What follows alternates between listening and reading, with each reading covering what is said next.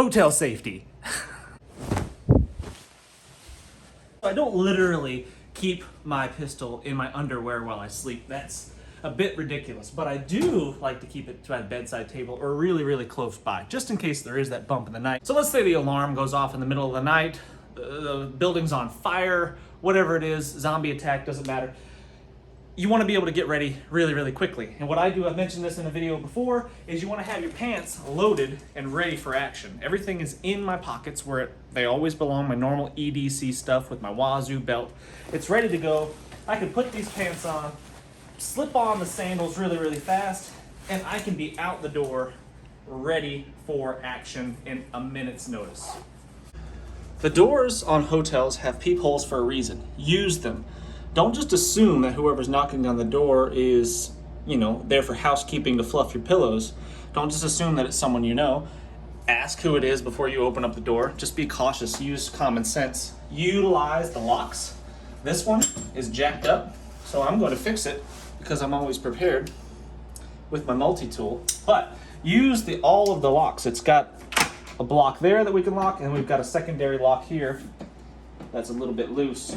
But if I secure it here, it should help. But if you run into a situation like this in a hotel, just either ask for another room or get somebody to come up here and fix the thing. A few years back, my sister-in-law was actually in an incident at a hotel. She had an individual that they had met earlier, nice-looking young man, really friendly, met him out on the beach, and he followed them to their hotel room. And they looked through the peephole, recognized him, and opened the door to see, kind of what he wanted. And then he started forcefully trying to bust in and push. It took both girls on the other side trying to slam the door shut to keep him out.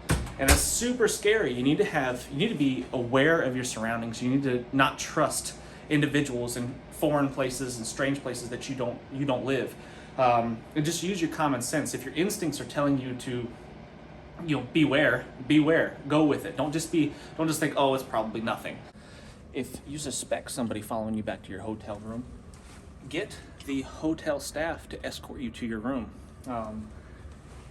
Just be cautious, trust your instincts. Don't just assume that someone that's walking behind you is, just going to their room. If you are at all suspicious at all, it's just not worth it. Go past your hotel room, go back down to the lobby and have someone escort you up. So know where the stairwell is, know where the alternative exit besides the elevator are.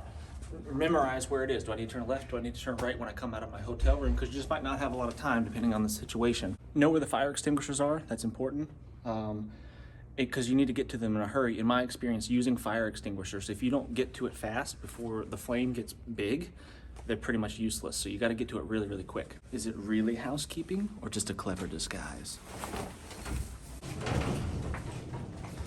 So you can pick your hotels, right? You can pick the cheap hotels, which I'm a pretty frugal individual. I've stayed in some pretty cheap hotels before, the cockroach motels, or you can pick the really expensive ones. In my opinion, you should probably pick the one kind of in the middle. It's just like having insurance, right? If you stay at a really cheap, crappy hotel, there's a higher chance of problems occurring.